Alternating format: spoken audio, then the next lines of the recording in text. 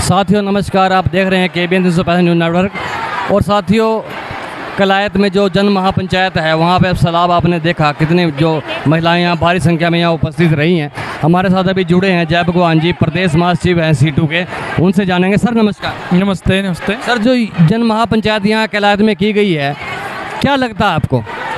देखिए, हमें जो उम्मीद थी उससे कहीं ज़्यादा बड़ी संख्या में लोग आए। वर्कर हेल्पर बेशक 109 दिन हो गए आज हड़ताल पे, उनका हौसला अभी भी ज्यों का त्यों बरकरार है। दूसरी बात है कि किसान मोर्चा, संयुक्त किसान मोर्चा, उसके राष्ट्रीय नेता भी और हरियाणा के नेता भी बड़ी संख्या में यहाँ पहुँचे। और किसान और मजदूर महिला जो संगठन हैं उनकी भी अच्छी खासी संख्या में यहाँ पर पहुँचे। आप देख सकते हैं कि यहाँ क्योंकि जगह बैठने की नहीं थी, आसपास भी जो है दूसरा भी साइड है, उसके अंदर भी बड़ी संख्या में लोग बैठे हुए थे। तो काफ़ी सफल महापंचायत है और सब लोगों ने यही कहा है कि भाई ये जो अन्याय हो रहा है और सरकार को इस मामले में जल्दी संज्ञान लेते हुए इनकी मांगों का, आंगनवाड़ी वर्कर हेल्पर्स की जो मांगे हैं उनका तुरंत समाधान करना चाहिए। ये आज का ये महापंचायत का निर्णय हुआ। 30 मार्च को आप लोगों की जो बैठक है विभिन्न संगठनों के साथ, तो क्या कारण है?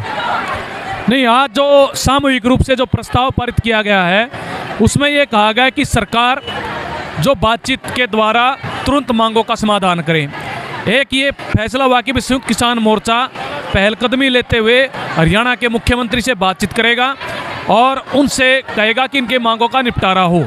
और सरकार अगर बातचीत नहीं करती है, ना मांगों का निपटारा नहीं होता है, तो 30 मार्च को रोहतक में सभी जो संगठन हैं उनके प्रतिनिधि दोबारा इकट्ठा होंगे और वहाँ फिर कोई बड़े आंदोलन का जो फैसला वो लिया जाएगा।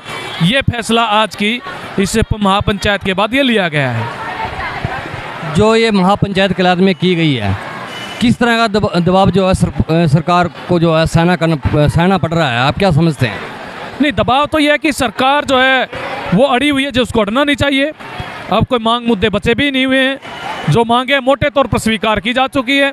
अब सरकार को अड़ने की बजाय मांगों का समाधान करना चाहिए। दबाव तो ये है, हम ये बताना चाहते हैं कि वर्कर और हेल्पर वो अपनी मांगों का पूर्ण तौर पर निपटारा किए बिना वो वापस जो है वो जाने वाली नहीं है। और सरकार अगर ये समझती है कि भाई ये लंबा चला के इसको जो थका देंगे, ये होने वाला नहीं है, क्योंकि 109 दिन हो गए हैं। महिलाओं ने जो है सीख लिया है कि किस प्रकार से उनको आंदोलन आगे बढ़ाना है, वो लड़ रही हैं। तो निश्चित तौर पर जो है सरकार को बात करके समाधान करना चाहिए, वरना मजबूती के साथ हड़ताल और आंदोलन डटा हुआ है। साथियों, अभी आपने सुना जय भगवान जी को। अभी हमारे साथ हैं सुरेखा जी, C2 प्रदेश अध्यक्ष हैं। सुरेखा मैम नमस्कार।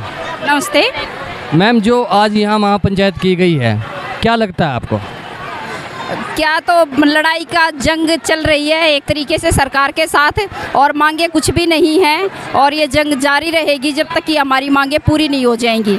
अब इस जंग में हमारा साथ देने के लिए हमारे किसान भाई आए हैं, इस बात की हम लोगों को बहुत खुशी है। और हम 30 तारीख को मीटिंग करेंगे, अपनी संयुक्त जो मीटिंग है किसान मोर्चे के साथ, और उसमें हम यदि सरकार 30 तारीख तक हमारा समाधान नहीं करती है तो 30 तारीख को आगे के आंदोलन की घोषणा करेंगे। यहाँ किसान नेता पहुँचे हैं, राकेश टिकैत वगैरह जो पहुँचे हैं, बहुत मतलब एक अच्छे, जिनका मतलब अच्छा वो है, प्रभाव बहुत बेहतर रहा। तो क्या लगता है कि सरकार क्या प्रेशर में आ पाएगी? प्रेशर में तो है ही सरकार। यदि सरकार प्रेशर में नहीं होती तो ये जो 1,500 वर्करों को टर्मिनेट कर रखा है बर्खास्त, इनको क्यों बर्खास्त करती? यदि सरकार डरती नहीं और सरकार को कोई प्रेशर नहीं होता तो जब हम 3 मार्च को विधानसभा कूच के लिए जा रहे थे तो हमारे घरों पे किस लिए CID बिठाती, हमारी बसों को क्यों रोकती, हमें वहाँ चंडीगढ़ जाने से किस लिए रोकती? सरकार तो डरी हुई है, ये वो डर रही है। वो डरी हुई नहीं होती तो क्यों वो JBT टीचर्स को कहते हैं आप राशन बांट के आओ घरों में, वो क्यों सुपरवाइजर्स के और CDPO के और PO के सिरों पे कट्टे रखते राशन के कि जाओ गांव के अंदर राशन बांट के आओ?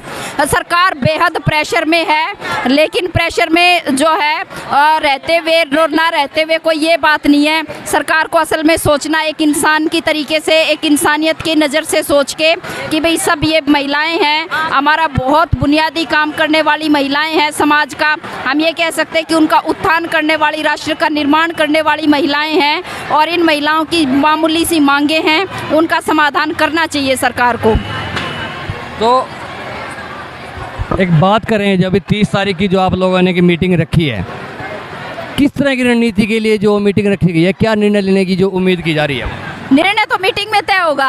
अभी से तय होता तो हम यहाँ अनाउंस कर देते निर्णय तो हमारे तमाम जन संगठन होंगे, संयुक्त किसान मोर्चा होगा पूरा, और तमाम संयुक्त किसान मोर्चे का हमारे साथ समर्थन है। अशोक धवले जी का भी हमारे पास मैसेज आया था, हमारे पास जो है बाकी और नेताओं के भी मैसेज आए थे, और ज़रूरत पड़ी तो वो भी हमारे आंदोलन में आएंगे, और पूरा समर्थन है और रणनीति हमारी 30 तारीख को बनेगी। उद्देश्य क्या है 30 तारीख की मीटिंग का?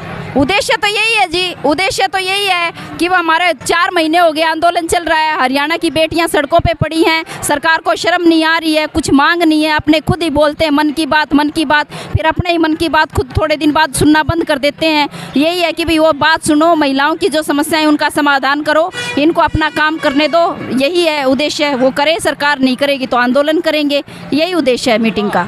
साथियों, अभी आपने जाना, अभी आपने सुना, सुरेखा प्रदेश अध्यक्ष नहीं खोल रहे हैं पत्ते। 30 तारीख को जो मीटिंग, प्रदेश स्तरीय जो मीटिंग होनी है, उसके पत्ते नहीं खोले जा रहे हैं। साथियों, अभी आप देख रहे हैं कि कार्यक्रम जो है वो समाप्त हो चुका है। जो जन महापंचायत थी उसको समाप्त कर दिया गया है। साथियों, KBN 305 न्यूज़ नेटवर्क को लाइक करें, सब्सक्राइब करें और शेयर करें। साथी पत्रकार चमन लाल के साथ।